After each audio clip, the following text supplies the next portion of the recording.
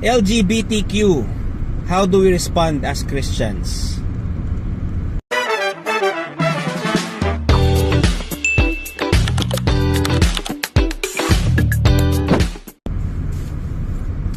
Hello everyone and welcome back to the podcast. Thank you for joining me today. Alam nyo guys, matagal na nasa loob ko, nasa dibdib ko tong subject na to say something about this because frankly, hardly anyone does. I mean, when was the last time you heard this preached in our church? Or kahit sa simbahan? If you're going to be honest, practically never, right? Di na pag-uusapan yan ni LGBTQ sa church. Why? Because this topic is sensitive, controversial, and often emotional. But as Christians, we should not begin with our feelings, the culture, social media, or even our personal experiences. We should begin with the Word of God. 1 Corinthians 6:9-10 says, "Do you not know that the unrighteous will not inherit the kingdom of God?" Sino yung unrighteous na yan? Mamaya, ika-clarify natin. "Do not be deceived, neither the sexually immoral nor men who practice homosexuality will inherit the kingdom of God." Wag muna kayo mag-i-scroll i-explain natin. Based on passages like these, along with God's design for marriage and sexuality throughout Scripture, traditional Christianity has consistently taught that same-sex sexual behavior is sinful. Now, some people stop there. Wag muna guys. Because even the Bible does not stop there. Okay? Wag muna tayong feeling self-righteous sa mga iba dyan. Okay? The very next verse says, "And some of you used to be like this, but you were washed, you were sanctified, you were justified in the name of the Lord Jesus Christ and by the Spirit of God." 1 Corinthians 6:11 yan.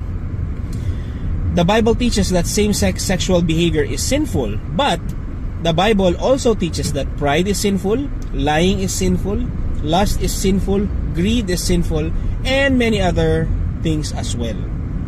So, what should a Christian do if they have a friend or relative who identifies as LGBTQ?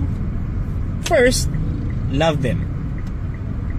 Matthew 22:39 says, "You shall love your neighbor as yourself."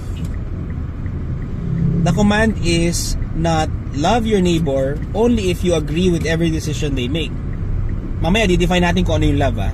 Importante din yun. So the command is to love. That means treating them with kindness, respect, patience, and genuine care.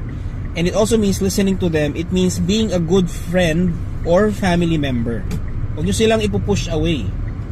It means not mocking them, not insulting them, and not treating them as if they are somehow beyond God's grace. Tandaan mo, galing ka din doon kung Christian ka sa kasalanan, di ba? Actually, hanggang ngayon naman nagkakasala tayo, pero dati ka ding kaaway ni God. Di ba? After all, if God showed mercy to us, shouldn't we show mercy to others? Second, don't compromise the truth.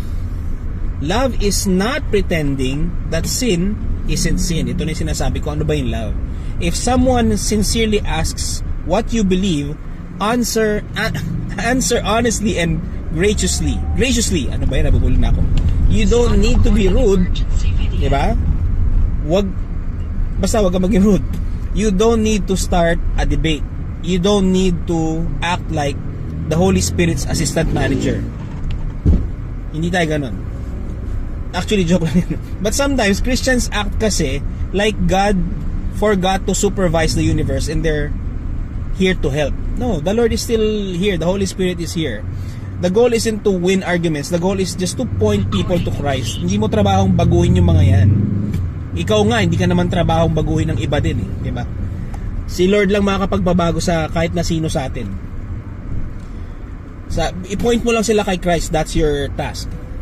Third, remember who changes people. Medyo sumegway na ako ng konti dito. You cannot argue someone into the kingdom. You cannot shame someone into genuine repentance. Kahit na hiyain mo ang isang tao sa kahit ano pang kasalanan, wala. Only God can change a heart.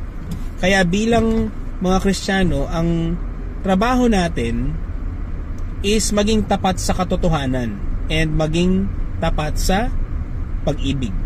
And Diyos ang gumagawa ng pagbabago sa puso ng tao. Mahalaga tandaan na hindi lahat ng pagkakataon is tamang panahon para magbigay ng correction. Minsan mas kailangan ng tao ang isang kaibigang handang makinig kesa isang taong handang makipagtalo. Hindi ibig sabihin nun na isusuko natin ang paniniwala. Ang ibig sabihin lang nun is gagayahin natin si Jesus, puno ng grace and truth, biyaya at katotohanan, di ba? Sa madaling salita, kung may kaibigan ka o kamag-anak ka na LGBTQ, huwag mo silang layuan, huwag mo silang kutsain or asarin, huwag mo silang ipupush away. At the same time, huwag mo rin namang itago ang sinasabi ng Bible. Iba kasi kino-cover up na kung ano yung sinasabi ng Bible para lang huwag maka-hurt ng feelings. Mali yun. So mahalin mo sila, igalang mo sila, maging tapat ka sa salita ng Diyos din at the same time. And ipanalangin, pag-pray mo sila, gaya ng pag-pray mo sa lahat ng taong nangangailangan ng Savior.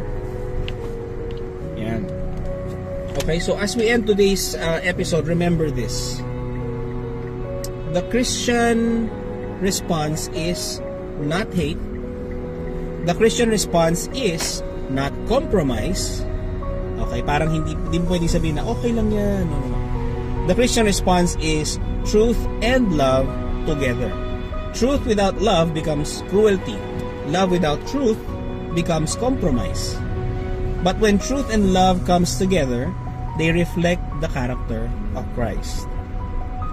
May we be people who stand firmly on God's word while treating others with the same grace that God has shown us. Let's pray. Heavenly Father, thank you for your truth and your grace. Help us to stand faithfully on your word while loving people the way Christ loves us or loved us. Give us wisdom, humility, and courage and compassion in all our relationships. And may our lives point others to Jesus. In His name we pray. Amen. Yun lang po. And again, if this message has encouraged you or challenged you, please like and share it with others. And if you have questions, thoughts, or concerns, feel free to leave a comment. And remember to turn from your sins, trust in Jesus Christ alone for your salvation, not in your good works, and He will transform your life from the inside out. God bless everyone, and we'll see you in the next episode.